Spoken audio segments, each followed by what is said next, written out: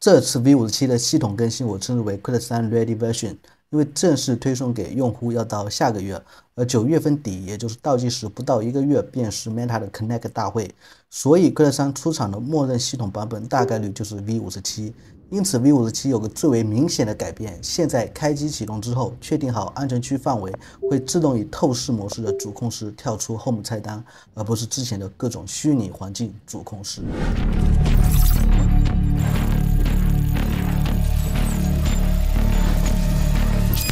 VR 是虚拟的，但体验是真实的。大家好，欢迎来到本期的 VR 玩乐，我是老朋友翟老师。虽然 V57的主控室变成了默认透视，但这一次更新最大的变化还是在虚拟主控室的镜子里添加了 Meta 官方虚拟形象的腿，所以现在你在虚拟主控室的镜子面前就能看到自己的全身形象。但这个腿目前只在这里适用，你进到别的游戏里，包括 Horizon Worlds 都是无法显示的。同时下半身只在第三视角才会呈现，如果你自己低头看下半身还是没有腿的，因为这个下半身暂时还确实就是个摆设。虽然我们之前看到过不少 Meta 的研究案例，像是用神经网络学习基于手柄头显位置预测模拟腿部运动状态，但目前为止都没有应用上。移动起来的动画是僵硬的，上半身跟下半身看起来就像各管各的。实际上 VR 游戏开发者去接入第三方的虚拟形象解决方案，比如 Ready Player Me 也基本就是这种感觉，要么是飘着，要么就是半身不遂。不过总归这个腿是终于出现了，毕竟这是去年 Connect 大会就说过要实现的，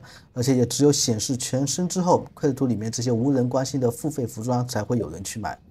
对了，如果你的Quid 2没有解锁 GPU 性能等级5，你看向主控室的镜子就会立马掉帧，因为实时镜像增大了 GPU 的开销。如果你这几个月一直觉得主控室卡卡的，就是因为这个镜子，你只要让你的视野里不要出现镜子，就会立马稳定90帧，或者你的Quid 2能默认开启 GPU Level 5，这样看着镜子也是没问题的。据目前消息来看， V57的正式版很有可能给到用户一个选项，可以手动在设置里选择是否开启这个虚拟镜子。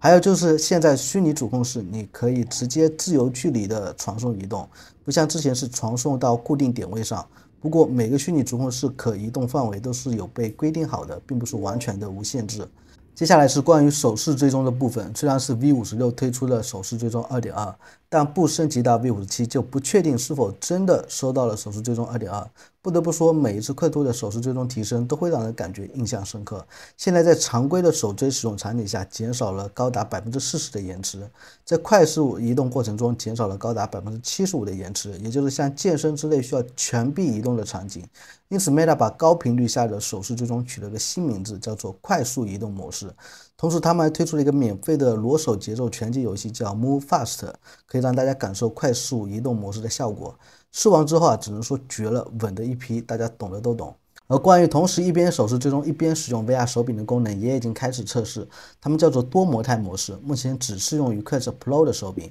测试完成后会延伸到Quid 2和Quid 3的手柄。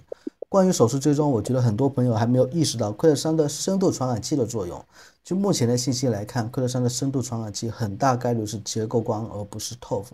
两种方案各有优缺点，咱们这里就不详细展开，但至少彩色双梦立体视觉搭配红外结构光对手追是有必然的争议的，相信这也是全新手柄去掉外置追踪环的底气所在。其实深度传感器的另一个功能就是扫描房间，这是苹果 Vision Pro 明明能做到，但是没有在宣传片里展示的，相当于这是留了一个口子给Quid 3。如果Quid 3首发能够用足够吸引人的方式表现好这个功能，对于很多对深度传感器作用没有概念的人来说，会是一个购买吸引点。而苹果 Vision Pro 还有一点能做到，但是没展示的就是触控模式的进场交互。相信大家都不想要手柄射线来选东西了，最优解当然是苹果 Vision Pro 近乎完美的眼手一体交互。然而对于没有顶级眼动追踪和向下摄像头的头显来说，触控模式是目前的最理想答案。在Quid 3的 V57系统里， Home 菜单的触控模式已经离开实验性功能，成为了一个正式功能。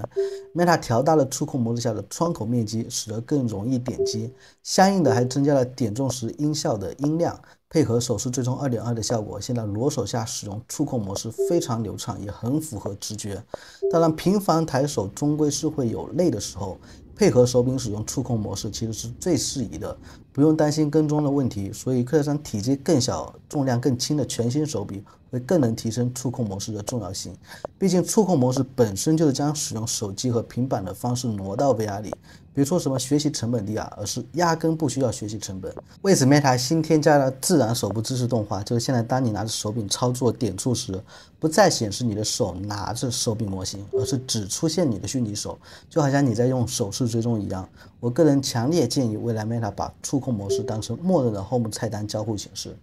最后要提一下 V56就公告的声音转字幕功能，我也是到了 V57才有了这个功能。现在我们可以在设置里找到辅助功能里的听力选项，就能看到打开实时字幕的功能。目前仅商店、探索界面以及 Oculus TV 3个程序支持。由于我们可以在设置里针对每个游戏或应用选择字幕权限是否开启，所以这应该是可以由开发者决定是否加到自己游戏里的。你还可以对字幕的颜色、大小做调整，能够显示中文，但是它没有翻译功能，而且延迟有点大。不知道是不是因为网络服务器的原因，但即便如此，如果未来 VR 社交游戏能够实时显示英文字幕，那对于我们来说也是有很大帮助的。希望能够早日实现吧。OK， 那本期的视频就到这里，我们是不等待 VR 成熟，而是陪着 VR 成熟的另外走一圈。如果你也是对 VR 相关感兴趣，欢迎关注我频道，点赞、投币、转发3连。那我们下期视频再见。